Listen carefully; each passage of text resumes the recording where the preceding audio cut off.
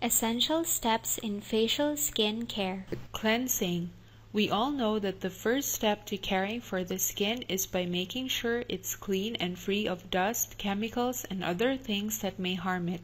Use a facial wash that is according to your skin type, and be sure to wash your face before sleep, most especially when you put makeup on that day. Moisturizing. After cleansing, it's now time to bring back the moisture that your skin has lost after washing it.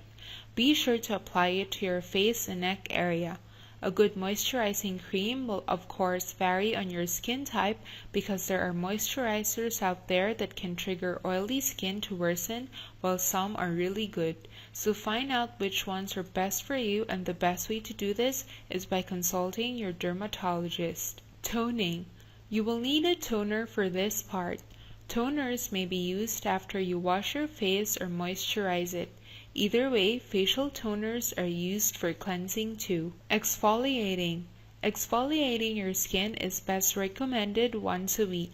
Doing this allows you to get deep into your pores and removes dead skin cells, leaving your skin with that glow. Facials. As explained earlier, facials involve deep cleansing and effectively removes deep-seated dirt on our face.